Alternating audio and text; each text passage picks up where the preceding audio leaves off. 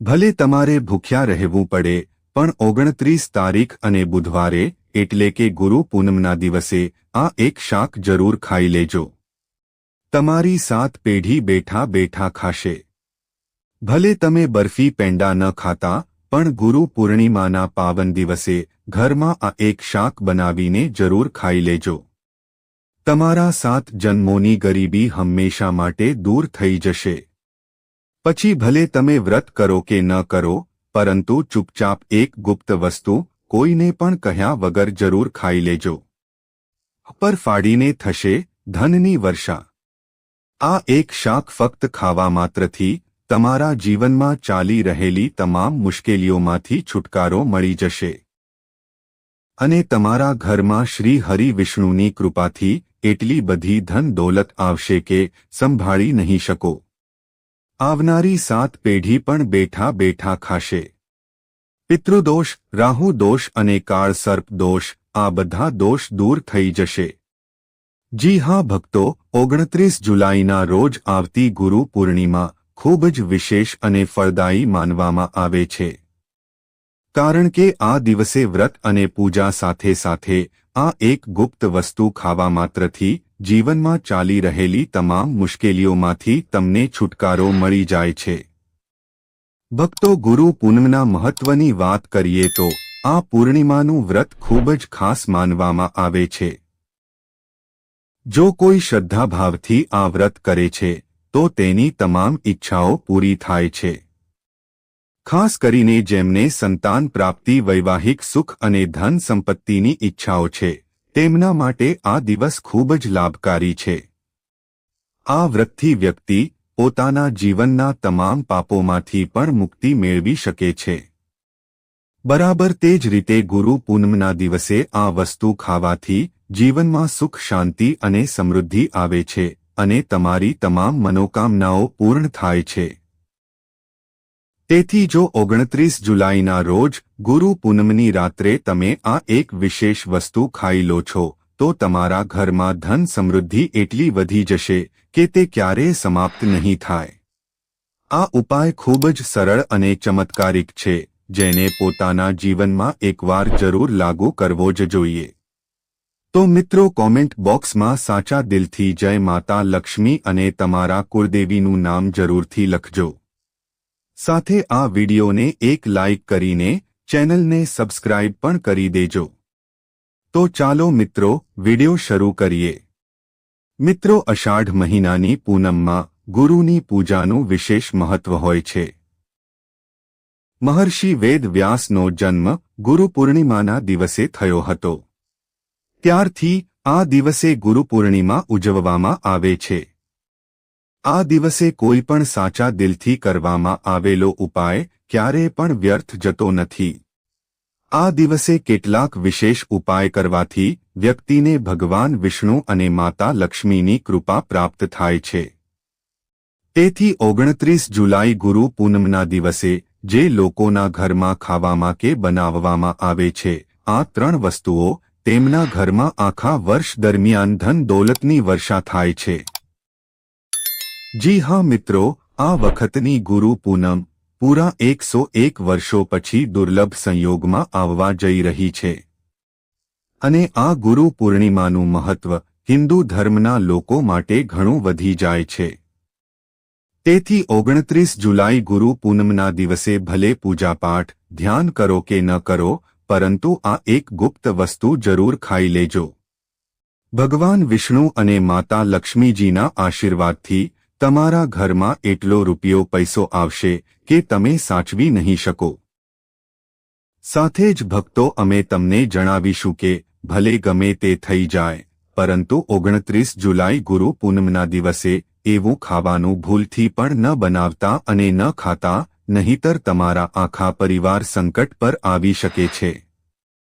સાથે જ ભક્તો, આ વિડીયોમાં જાણો કે 29 જુલાઈ ગુરુ પૂનમના દિવસે એવું શું ખાવું જોઈએ જેથી કરીને તમારા જીવનમાં ભગવાન વિષ્ણુની કૃપા અવશ્ય પ્રાપ્ત થાય.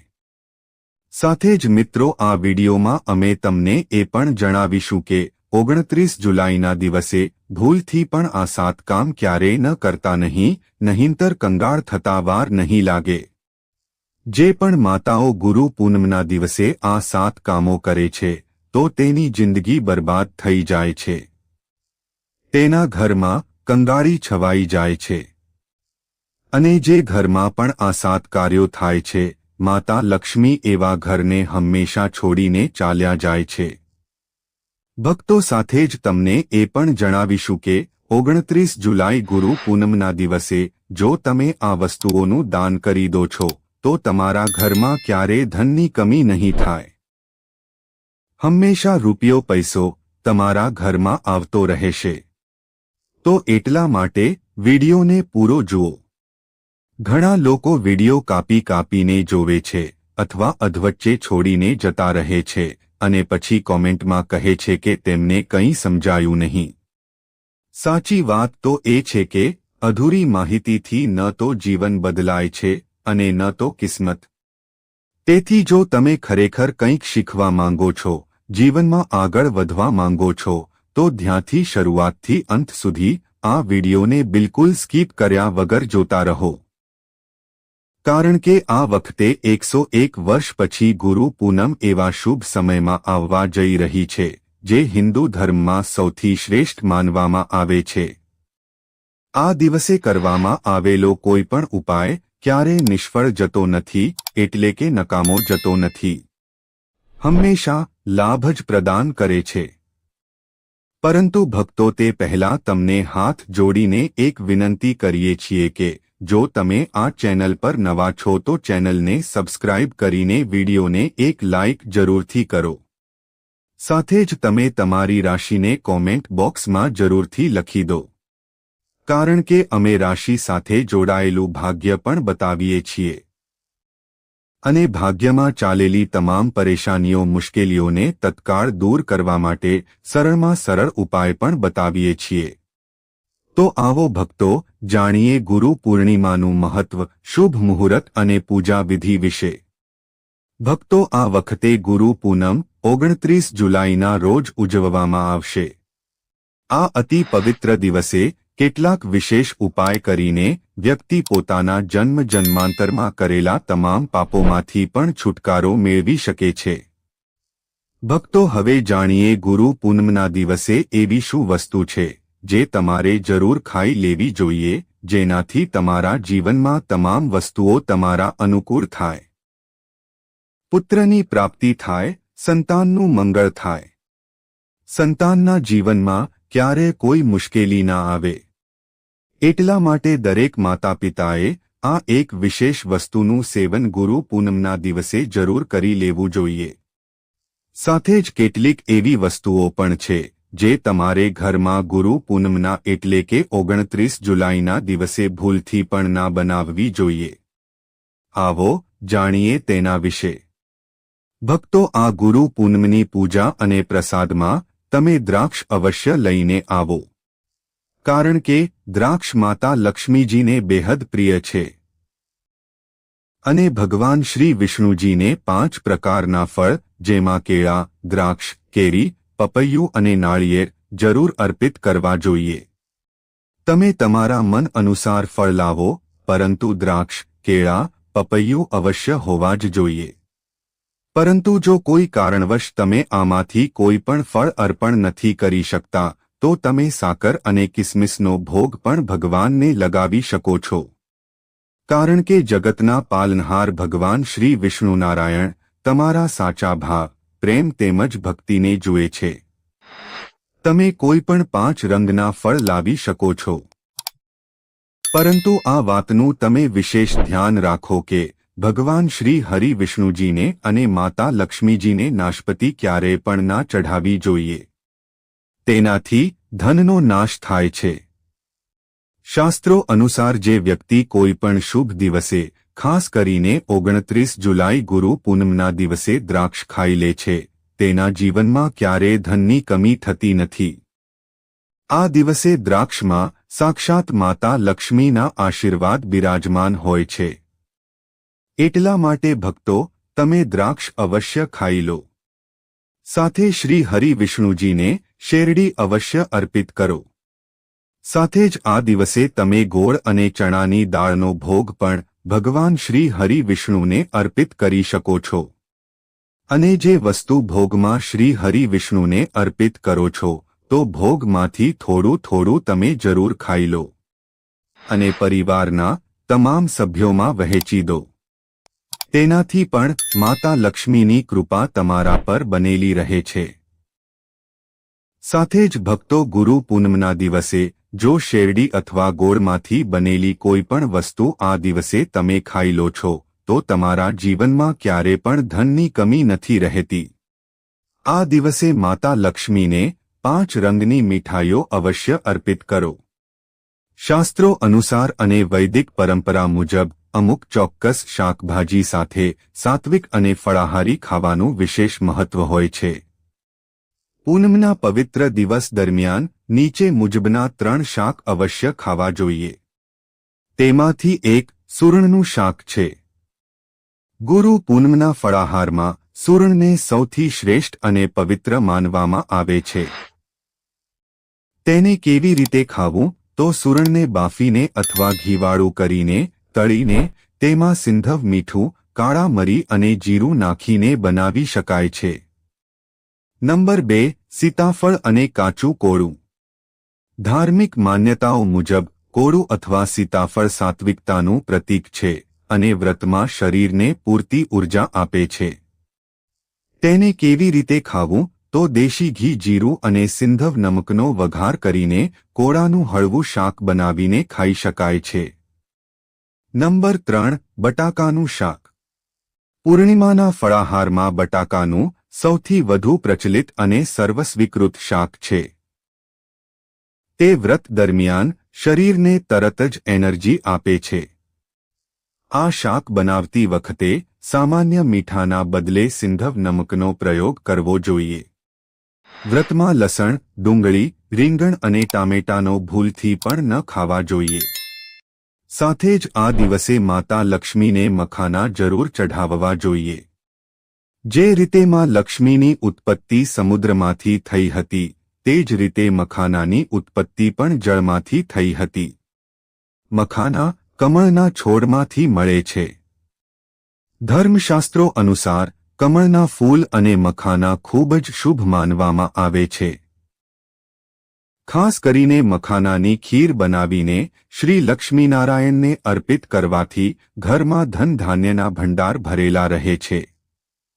ધર્મશાસ્ત્રો અનુસાર આ પૂજામાં ભગવાન ગણેશજીને જે પણ વ્યક્તિ દુર્વા ઘાસ અર્પિત કરે છે તો તેને કોઈ પણ ગરીબ બનાવી શકતું નથી. એવો વ્યક્તિ સ્વયં જ ધની થઈ જાય છે. આ દિવસે પ્રસાદના રૂપે દુર્વા ઘાસ અવશ્ય લાવવું જોઈએ અને પૂરા પરિવારને અવશ્ય ખવડાવો. ભગવાન ગણેશજીની કૃપા હંમેશા તમારા પરિવાર પર બનેલી રહેશે. જે વ્યક્તિ 29 જુલાઈ ગુરુ પૂનમના દિવસે માતા લક્ષ્મીને ખીર અર્પિત કરે છે તો તેની કુંડળીના તમામ ગ્રહ નક્ષત્રો તેના અનુકૂળ થઈ જાય છે. તેને ધનવાન થવાથી કોઈ પણ રોકી શકતું નથી. માતા રાણીને અર્પિત કરીને પ્રસાદ સ્વરૂપમાં પૂરા પરિવારને આ જરૂર ખવડાવો.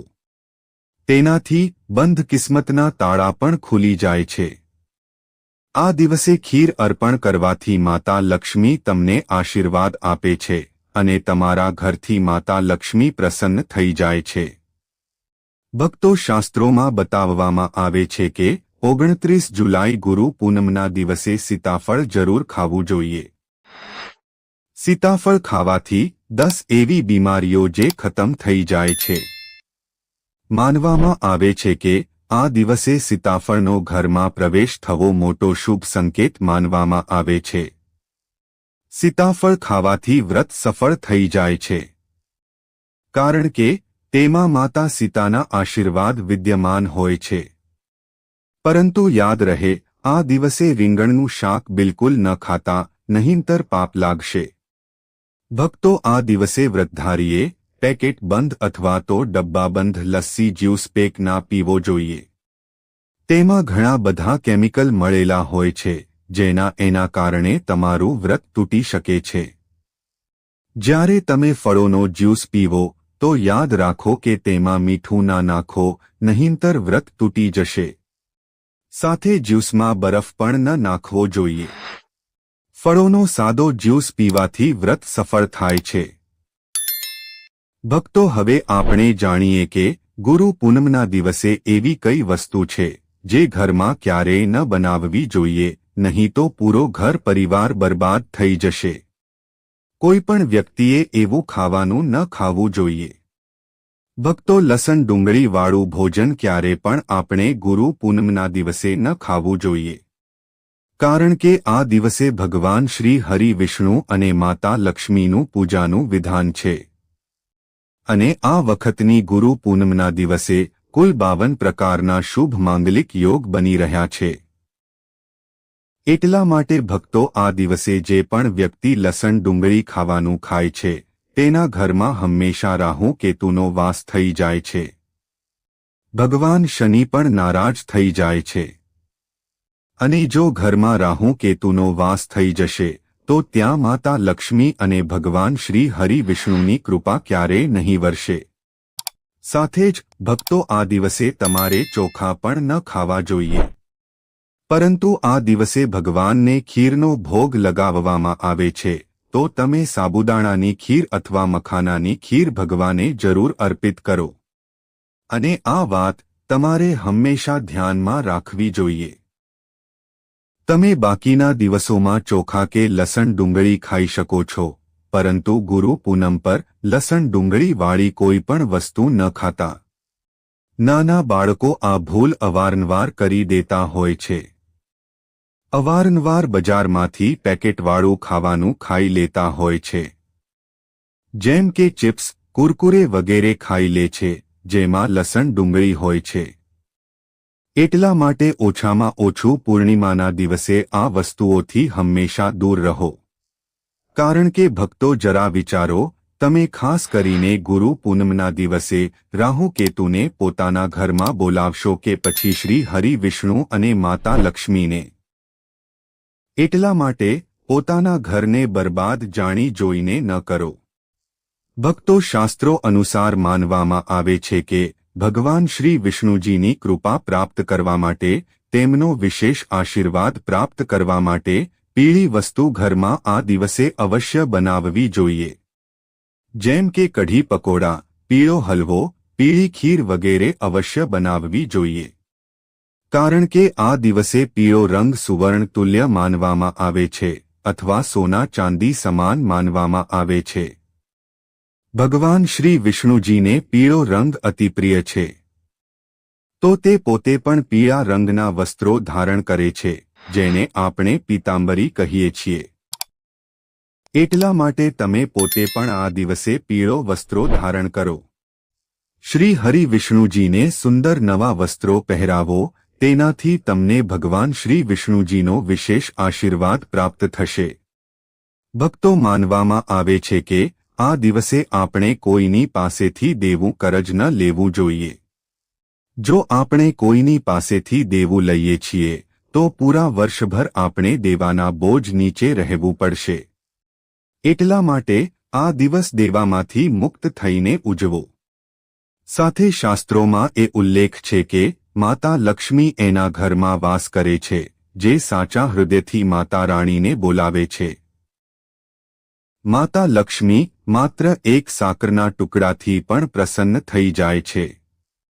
બસ તમારે મનમાં સાચી શ્રદ્ધા હોવી જોઈએ. ભગવાન પણ કહે છે કે દેવું કરીને ધાર્મિક તીર્થયાત્રા, ધાર્મિક પૂજા અનુષ્ઠાન કોઈ પણ પર્વ તહેવાર ના ઉજવવો જોઈએ.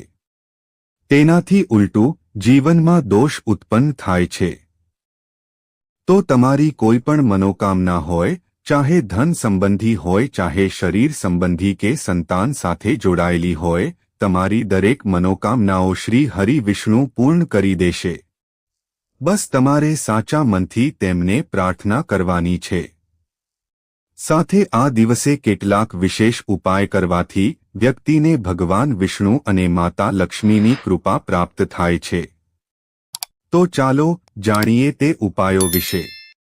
પણ એ ઉપાયો વિશે જાણીએ તે પહેલા આ વિડીયોને એક લાઇક કરી દેજો.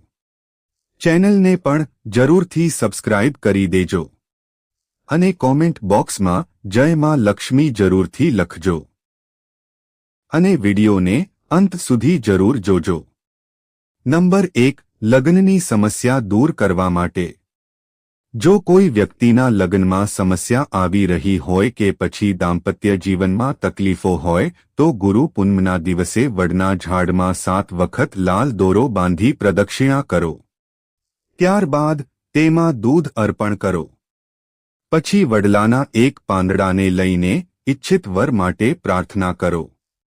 આ પાનને ઘરે લાવી પોતાના રૂમમાં રાખી દો. તરત જ લગ્ન સંબંધિત બાધાઓ દૂર થઈ જશે. નંબર 2. ધન અને ઐશ્વર્યની પ્રાપ્તિ માટે ગુરુ પૂર્ણિમાના દિવસે તિજોરીમાં પીળા રંગના કપડામાં હળદરનો ગાંઠિયો બાંધીને મૂકવો જોઈએ. ગુરુ પૂર્ણિમાના દિવસે હળદર કે કેસરનું તિલક કરવું જોઈએ. તેનાથી ગુરુ ગ્રહ મજબૂત થાય છે. ગુરુ પૂર્ણિમાના દિવસે ઘરમાં ચંદનવાળી અગરબત્તી કરવી જોઈએ. આ સાથે પીળા વસ્ત્રો પણ પહેરવા જોઈએ.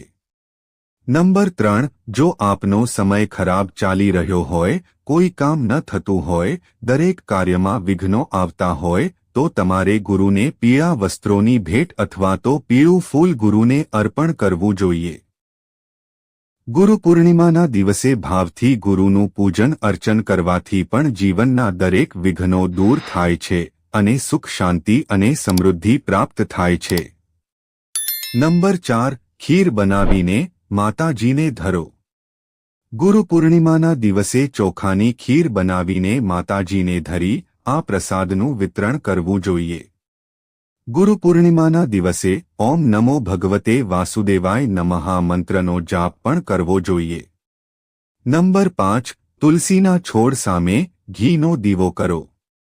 ગુરુ પૂર્ણિમાની સાંજે તુલસીના છોડની સામે દેશી ઘીનો દીવો અવશ્ય પ્રગટાવવો જોઈએ. આવું કરવાથી માતા લક્ષ્મી અને ભગવાન વિષ્ણુ પ્રસન્ન થાય છે. ગુરુ પૂર્ણિમાના દિવસે પીપળાના ઝાડના મૂળમાં જળ ચઢાવો. એવું કહેવાય છે કે તેનાથી ધનની દેવીમાં લક્ષ્મી પ્રસન્ન થાય છે અને તેમના આશીર્વાદ તમારા પર રહે છે. નંબર 6. તાંબાના લોટાનો આ ઉપાય જરૂર કરો. માનસિક શાંતિ માટે પૂનમની રાત્રે ચંદ્ર ઉગે પછી ચંદ્રને જળ અર્પણ કરવું જોઈએ. તેના માટે તાંબાના લોટામાં શુદ્ધ પાણી, દૂધ, સફેદ ફૂલ અને ચોખા નાખવા જોઈએ અને પછી ચંદ્રદેવના મંત્રોનો જાપ કરીને જળ અર્પણ કરવું જોઈએ.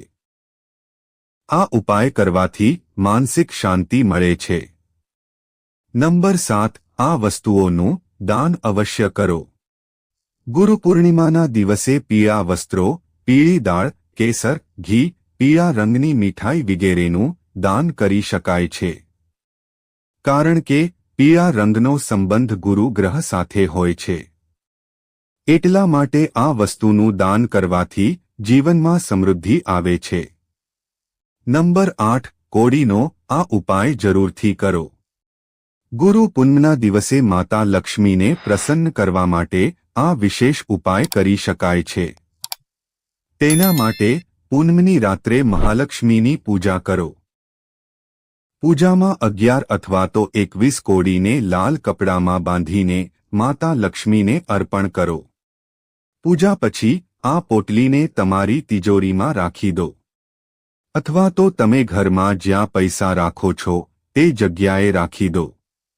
આ ઉપાય કરવાથી ઘરમાં સુખ અને સમૃદ્ધિ આવે છે. નંબર 9. ગુરુ યંત્રની સ્થાપના. ગુરુ પૂર્ણિમાના દિવસે સવારે વહેલા ઉઠીને સ્વચ્છ કપડાં પહેરો. ત્યારબાદ પૂજાસ્થળ પર ગુરુ યંત્રની સ્થાપના કરો. ત્યારબાદ પ્રતિદિન આ યંત્રની અગરબત્તી કરીને પૂજા કરો. આમ કરવાથી ગુરુના આશીર્વાદ બન્યા રહે છે.